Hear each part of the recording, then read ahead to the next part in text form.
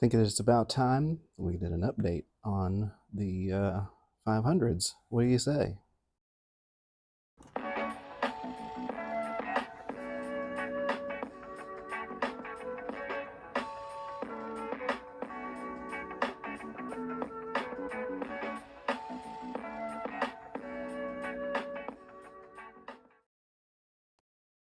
It's a beautiful day here in Southwest Virginia.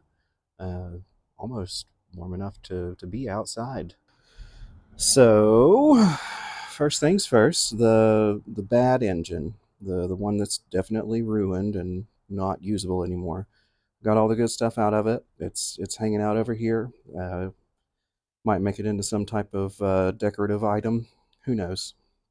The bikes themselves, I've got them rolled out here into the middle of the floor so that they can be displayed a little bit more clearly. This is the CX, of course.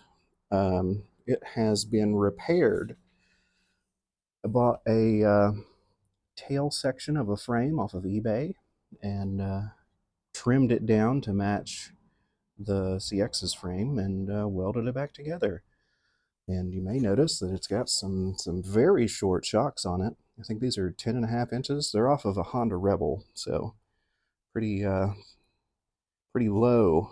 Makes the bike very comfortable to sit on, and the ground clearance with the center stand is significant. This is like 5 inches. The GL is hanging out over here. It's got a new tank on it. Got a tank from a good person on the forums, and I'm still going to try to fix the bad one with all of the giant rust holes in it. I'm going to try to fix it still, but since I have a good tank now, there's not really any sense of urgency there. Took the H box off over here, and just as I suspected, the little crossover pipes that go between the two sides and distribute the exhaust or whatever, they are broken. So I could put it on there as a decorative item, but it wouldn't really serve any purpose because, it would have parts rattling around inside of it. As for the exhaust pipes themselves, whenever I took them loose, uh, this giant pile of rust came out of them, and that was exciting. Got a bunch of spare parts and pieces over here in this box. Also got the radiator that I haven't checked yet over here. The other radiator is at the shop, my capital J job shop, and haven't been able to get that one to stop leaking yet. There's one little pinhole in it that I've tried to solder up a few times, and it just keeps on leaking. But what can you do? This brake master cylinder I bought for my Kawasaki, and it ended up being a 14 millimeter bore, and that was too small for the Kawasaki, but it should be just right for one of these bad boys. I've got these bins over here. I have sorted all of the hardware into these bins. Started inspecting these starter motors.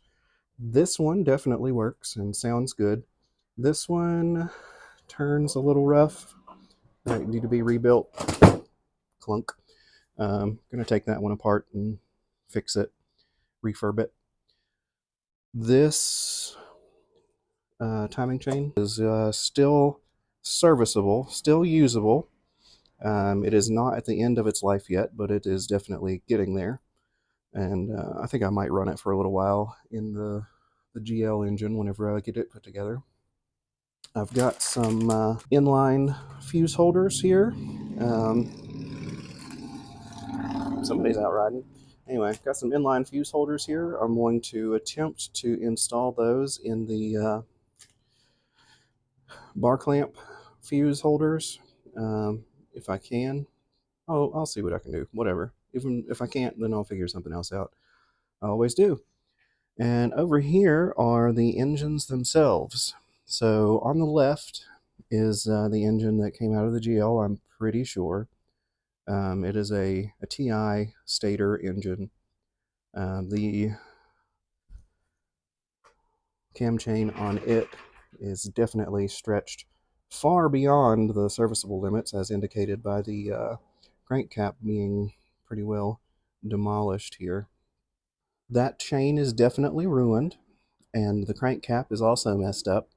So I'm going to take that off and use the good one, which is actually still on the bad engine over there.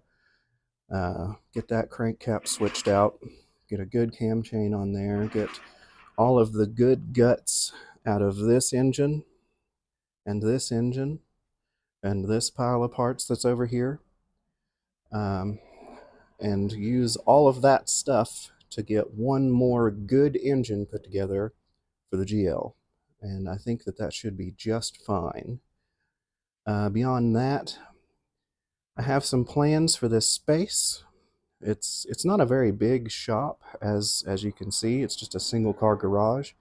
Um, I've been able to get a lot of stuff accomplished in this space, but you know, it's not very big. I'm going to get some shelving up on the walls and redo the electrical a little bit. Possibly, I don't know. At the very least, though, I'd like to get some better lighting in here. These old fluorescents are they're okay, but you know they're fluorescents, and I don't care for them. I've got a nice LED light over my workbench there that's been serving me well for several years now, and I think I might try to get some more of those installed in here so that there's lighting on both ends of the space and not just on one end.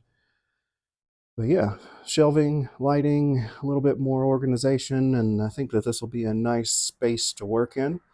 I do have a kerosene heater now over there. That guy is very helpful. Does a pretty good job of keeping the space warm. 500s, I'm gonna keep plugging away at them.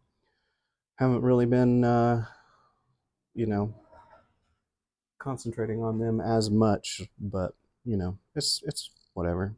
Things happen, and I'm probably not going to include that part in the video because nobody cares about things that I'm not doing. Cool. It's the holiday season. Today is December 31st, and it's New Year's Eve, baby. Let's go! 2024 cheeseburger!